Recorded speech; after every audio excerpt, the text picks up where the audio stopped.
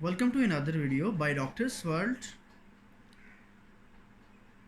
इस वीडियो में मैं आपको इंट्रेंस टेस्ट एग्जामिनेशन के बारे में तफसील से बताऊंगा how to prepare for entrance test examination.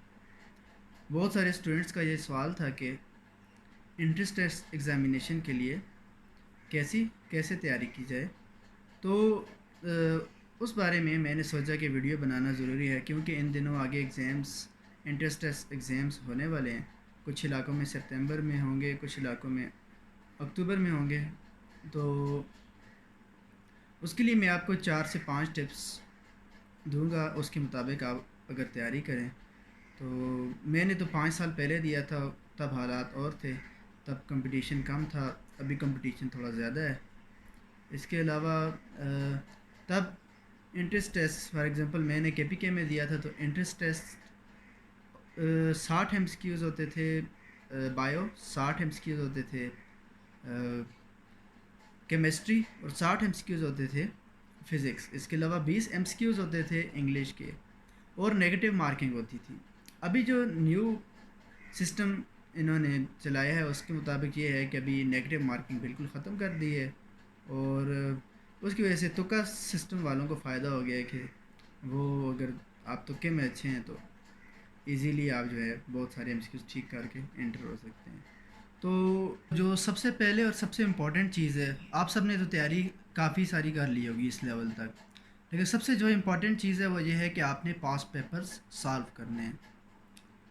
Pass papers जैसे हम अगर FSC में होते हैं या फिर कहीं भी होते हैं, हम लोगों को हेल्प करते हैं, तो इसी तरह एंट्रेंस टेस्ट में भी पिछले 5 साल के या 10 साल के जितने भी आपके पास पास MCQs पढ़े हुए हैं वो सब तैयारी करना स्टार्ट कर लें अभी इसी वक्त, क्योंकि एक सारी तैयारी एक तरफ और पास पेपर्स एक तरफ, क्योंकि बाज़ औक़ात वही लाइंस उठा के दे देते हैं।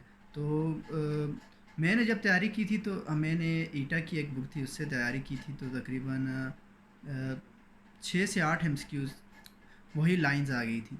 तो इस तरह आपको चाहिए कि आप पिछले 5 से 10 साल के MCQs तलाश करें और उसी में से कुछ ना कुछ लाइंस आ जाती हैं। तो सबसे पहले आपने पास पेपर्स लाजमी अभी सॉल्व करने स्टार्ट कर लेने हैं। जो नेक्स्ट थिंग है हमारे पास वो ये है कि आपको अक्सर ये पता चल जाता है कि कौन सा इंपॉर्टेंट टॉपिक है। जैसे आप एग्ज़ाम्स देते हैं, एनुअल एग्ज़ाम्स FSC के, तो आपको आइडिया हो जाता है कि कौन सा टॉपिक इम्पॉर्टेंट है।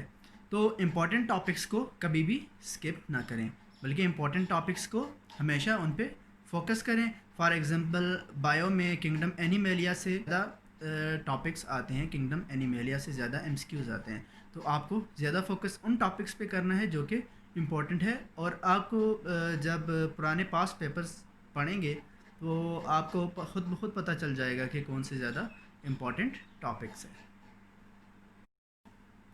एक और सबसे इम्पॉर्टेंट चीज़ ये है कि कुछ लोग कहते हैं कि इंट्रेंस टेस्ट जो होते हैं सिर्फ कॉन्सेप्ट्स की बेस पे होता है, तो ये नहीं है। कुछ चीज़ें ऐसी होती हैं जो रट्टा वाली होती हैं। फॉर एग्जांपल बायो में कुछ वैल्यूज़ होती हैं, जैसे माइटोकॉन्ड्रिया का साइज़ वगैरह, इस तरह की चीज़ें होती हैं। वो रट्टा है और आपको वहाँ पे रट्टा लगाना पड़ेगा, और उस रट्टा की बेस पे ही आप एग्ज़ाम को पास कर सकते हैं।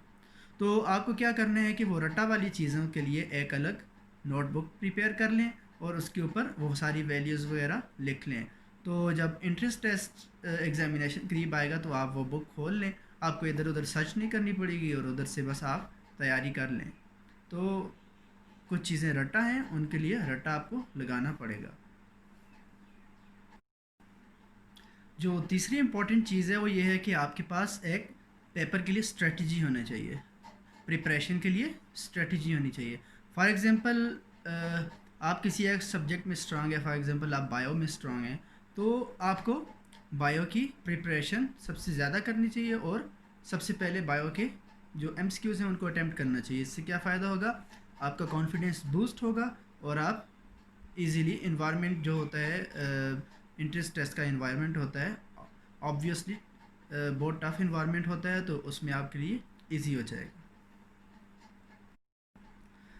अब जो नेक्स्ट चीज़ है वो ये है कि आपने गो थ्रू करना है सारी बुक्स में से। आपने अभी सारे इंपॉर्टेंट टॉपिक्स कर लिए, اب آپ نے پہلے بھی بکس کو آبویسلی ایف ایس سی کے لیے ریڈز دی ہوں گی، تو اب آپ نے کیا کرنا ہے کہ بک میں سے جو بھی آپ نے important topics, important points high light کیے ہوئے تھے ادر دین امپورٹنٹ ٹاپکس، تو ان سب کو آپ نے گو تھرو کرنا ہے.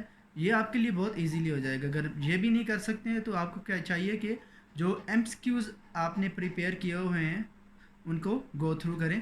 اس سے آپ کی ایک تو ایم ایس کیوز میں تیاری ہو جائے گی، آپ کو پتہ چل جائے گا آپ کون سے سبجیکٹ میں کتنے اسٹرانگ ہیں، اور آپ کو بک پڑھنے کی بھی ضرورت نہیں پڑے گی. ایک اور چیز جو بڑی امپورٹنٹ ہے وہ ہے اسٹریس مینجمنٹ. آپ جب گھر میں یا پھر اپنے انسٹیٹیوشن میں ایم ایس کیوز سالو کر رہے ہوتے ہیں، اس کے مقابلے میں جب آپ ٹیسٹ وینیو پہ جا کے ایم ایس کیوز سالو کرتے ہیں تو اس میں بڑا ڈفرینس ہوتا ہے. کچھ اسٹوڈنٹس اسٹریس میں آ کے بہت ساری غلطیاں کر جاتے ہیں. تو آپ کو یہ چیز سیکھنی ہوگی کہ آپ نے اپنے اسٹریس کو کیسے مینیج کرنا ہے. بہت ساری ایسی چیزیں ہیں، فار ایگزامپل کرسی ٹوٹی ہوئی جس پہ آپ کو بٹھا دیا جائے، یا پھر اس جگہ فین نہیں ہے اور کچھ علاقوں میں بہت زیادہ گرمی ہوتی ہے. تو آپ کو اپنی اسٹریس کو مینیج رکھنا ہے، اور انشاءاللہ پھر آپ ٹیسٹ پاس کر جائیں گے.